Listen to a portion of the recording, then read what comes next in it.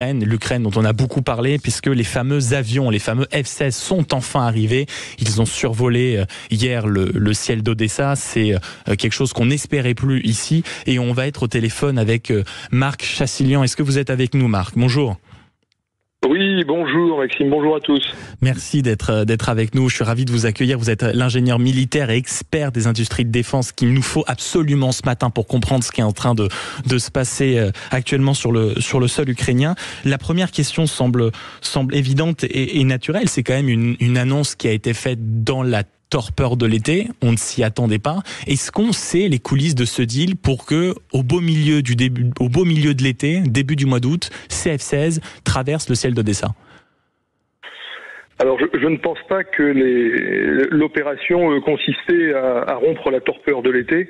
Je pense que c'est tout simplement le résultat de la construction d'un programme avec un calendrier extrêmement rigoureux qui est bâti depuis maintenant plus d'un an, puisque je rappelle que l'annonce des transferts de F-16, ça date de 2023, au printemps 2023, et que tout ceci a pris beaucoup de temps. Donc en fait, je veux dire que calendairement ça tombe comme ça tombe, voilà, au milieu du mois d'août. Mais parce qu'on les espérait plus, c'est ce que je veux dire, on les espérait plus.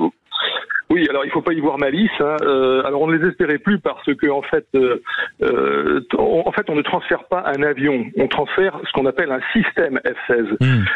L'avion et le pilote ne sont que la petite partie émergée de l'iceberg. Ouais. Mais sous l'eau, vous avez une monstruosité qui s'appelle le système F-16 et qui comprend plusieurs choses. D'abord, ça comprend une très longue formation des pilotes, puisque les pilotes doivent parfaitement maîtriser leur machine dans tout le domaine de vol. En clair, ils doivent voler avec, ils doivent savoir voler avec et savoir tirer parti de leur machine. Il faut qu'ils apprennent tout le système d'armes, c'est-à-dire le fonctionnement du radar, des systèmes électroniques, la mise en œuvre des armements, c'est-à-dire les missiles, les bombes, etc., etc. Et donc, ils doivent apprendre énormément de procédures OTAN pour ça. Et c'est un long apprentissage. Et puis, la partie immergée de l'iceberg, c'est que quand vous avez un pilote et un F-16 dans le ciel, vous avez entre 20 et 30 personnes au sol pour l'assister. Oui. C'est-à-dire qu'il faut des équipes d'entretien, de maintenance. C'est très complexe, très lourd. Il faut que toutes ces personnes soient formées et il faut qu'à un moment donné du calendrier, toutes les lignes du calendrier se rejoignent en un point, c'est-à-dire il faut un avion en bon état, un pilote entraîné, des équipes au sol entraînées, du matériel de maintenance et d'entretien, des armements, des infrastructures, c'est-à-dire je pense que les Ukrainiens ont dû aussi modifier un petit peu leur base aérienne pour accueillir les F-16, se moderniser, s'adapter, voilà.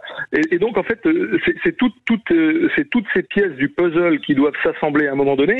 Et si vous manque une ou deux pièces du puzzle, le puzzle n'est pas complet. Ça signifie en clair que d'un point de vue opérationnel, vos F-16 ne sont pas utilisables si vous manque une des pièces du puzzle. Vous voyez, voilà. Bien sûr. Mais c'est pour ça que ça prend du temps. Et est-ce que vous pouvez nous expliquer clairement, avant qu'on rentre un peu plus dans le concret, qu'est-ce que les F-16 et pourquoi les F-16 étaient si attendus que cela en territoire ukrainien?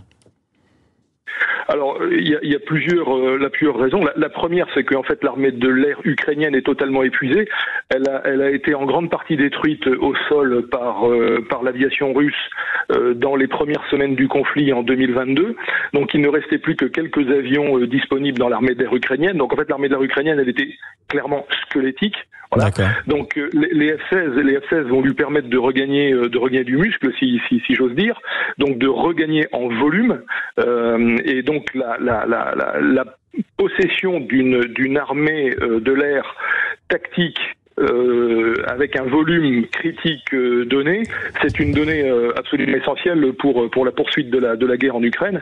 Et en particulier, ça permettra de soulager les défenses antiaériennes qui s'emploient tous les jours et toutes les nuits à essayer de protéger les villes ukrainiennes. Et qui étaient visiblement un peu fatiguées. Voilà. Et qui sont alors non seulement elles sont fatiguées techniquement, mais il y a aussi un problème d'approvisionnement en missiles, c'est-à-dire que les stocks stocks de munitions que les Occidentaux sont capables de transférer en Ukraine, ça me nuise. Et donc, il était temps que les F-16 prennent un peu le relais, parce que bon, F-16, évidemment, c'est capable d'abattre des avions dans le ciel, mais aussi des missiles de croisière et des drones. Donc, ça va un peu soulager les batteries antiaériennes au sol. Mais selon vous, Marc Chassilian, est-ce que pour vous, cette livraison de F-16, alors évidemment, tous ne sont pas encore arrivés, mais est-ce que c'est le fameux game changer qu'on attendait depuis le début de cette guerre, c'est-à-dire le retournement de situation qui fait que peut-être dans les prochains mois, l'Ukraine peut gagner cette guerre enfin? Alors, moi, je suis toujours très prudent avec le mot de game changer, parce que game changer, ça veut dire c'est celui qui change le jeu. Bon, je ne pense pas que les F-16 aujourd'hui vont changer le jeu, mais ils vont faciliter le jeu des Ukrainiens. Voilà. En clair, tant que les pays occidentaux n'autorisent pas ces fameux F-16 à frapper le territoire russe, ce qui là changerait effectivement la donne et changerait sans doute un peu la physionomie de la guerre. On n'en est pas là. Donc aujourd'hui, les F-16, ils vont rester au-dessus du territoire ukrainien à faire du mieux qu'ils peuvent pour contrer les offensives russes. Parce que vous abordez un point essentiel, parce que durant les derniers mois, on a écouté, je pense, les auditeurs de Sud, nous ici en studio, tous les experts nous racontaient que le problème des livraisons de certaines armes, c'était que il ne fallait pas frapper le territoire ukrainien, il ne fallait ne pas frapper certaines infrastructures. Donc là, on se dit bon, concrètement, qu'est-ce que vont changer ces avions, si ce n'est pour ne pas frapper éventuellement les infrastructures stratégiques, éventuellement les réserves d'essence, les réserves d'armes russes. Est-ce qu'on va encore avoir cet éternel débat à savoir il faut frapper, pas frapper? Alors, vous avez noté que depuis février 2022, où on s'était engagé à livrer des pansements et des casques à l'Ukraine, on a quand même franchi plusieurs paliers. Bon, là, on en est à livrer maintenant des F-16. Donc, vous voyez l'écart absolument considérable de posture politique que les pays occidentaux. C'est assez frappant, hein, voilà. Bon, donc aujourd'hui, si vous voulez, les dons ou les cessions de matériel s'accompagnent d'un certain nombre de limitations dans leur emploi. Ce qui est vrai aujourd'hui pour les F-16 était déjà vrai depuis un an avec les missiles Scalp et les missiles Storm Shadow que les Anglais et les Français avaient livrés, de même qu'avec les missiles ATACMS que les Américains avaient livrés. Oui. C'est-à-dire que ces matériels, on avait dit aux Ukrainiens, vous pouvez taper tous les territoires occupés par les Russes, c'est-à-dire la Crimée, le Donbass, etc., parce que c'est un territoire ukrainien, ou supposait-elle, donc vous pouvez y aller. Par contre, ligne rouge, vous ne pouvez pas taper les objectifs pourtant extrêmement juteux, pardonnez-moi l'expression, qui se trouvent sur le territoire de la Russie. Avec les F-16, on est exactement dans cette même posture. Alors, est-ce qu'il y aura on offre un tour de piste supplémentaire aux Ukrainiens? Est-ce que c'est pas, excusez-moi, mais on va se parler franchement, est-ce que c'est pas un peu hypocrite? C'est-à-dire que on franchit un peu des lignes, on parlera dans quelques instants évidemment du rôle de la France, notamment dans la formation des pilotes de F-16, mais est-ce que c'est pas un peu hypocrite? C'est-à-dire que, bon, on donne le moyen à l'Ukraine de faire, on va dire, un tour de piste supplémentaire, mais sans leur permettre non plus d'aller frapper, on va dire, ou de prendre en charge certaines cibles pour que ça puisse vraiment déterminer un éventuel tournant dans la guerre. Est-ce que de la part des Occidentaux, ce n'est pas un peu hypocrite? En fait, alors on peut juger cette position hypocrite, mais tout ceci revient à une chose, c'est quelle est la conduite politique de la guerre par les Occidentaux. En clair, où veut-on en arriver ? Quel est le but de tout ça? Est-ce que c'est de donner aux Ukrainiens les moyens de gagner la guerre? Alors, tout à fait entre nous, puisqu'on se parle franchement, je crois que ça va être extrêmement compliqué, parce que si on considère que la victoire, c'est la reconquête des territoires occupés, je pense que ça va prendre beaucoup de temps et ça demandera énormément de moyens. Pour donner quelques repères, la Russie occupe actuellement 18% du territoire ukrainien, c'est bien ça, hein? C'est ça, plus l'Ukraine, plus la Crimée. Plus la Crimée, c'est ça. Plus la Crimée, voilà, plus la Crimée. Bon, donc ça, je pense qu'aujourd'hui c'est un objectif extrêmement difficile à atteindre, mais je suis prêt à débattre sur le sujet.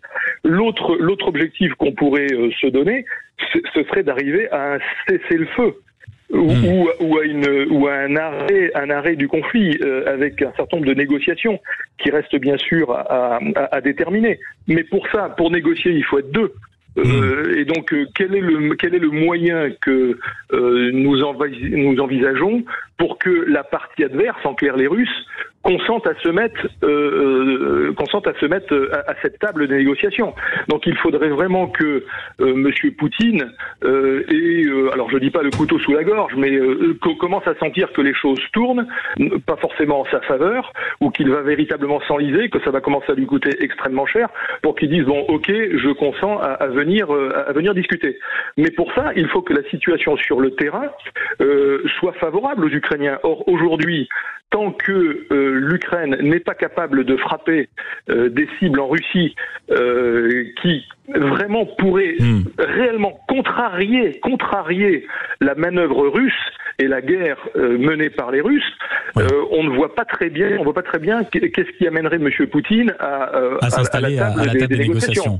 Dernière question. Au-delà du F-16, au-delà du F-16, il y a vraiment cette conduite politique de la guerre. Et dernière question, Marc Chassilien, avant de se quitter, qu'est-ce qu'on peut répondre maintenant aux partisans de la crainte de l'escalade permanente entre la Russie et les pays de l'OTAN? On a dit qu'on ne livrait pas certaines armes, on les a livrées. On a dit qu'on ne formerait pas forcément les pilotes des avions de chasse, on l'a fait. On a dit qu'on ne livrerait pas les F-16, on l'a fait. Que répondre à ceux qui aujourd'hui nous accusent de faire le jeu de l'escalade? Eh bien, il faut leur répondre que l'évolution de la guerre depuis maintenant 2 ans et demi et l'évolution des positions occidentales font que les pseudo-lignes rouges n'ont cessé d'être bousculées et d'être reculées. Donc en fait, la question qu'il faut se poser, c'est y a-t-il des lignes rouges ? Puisque à chaque fois on les a allègrement franchies, même si elles étaient totalement virtuelles.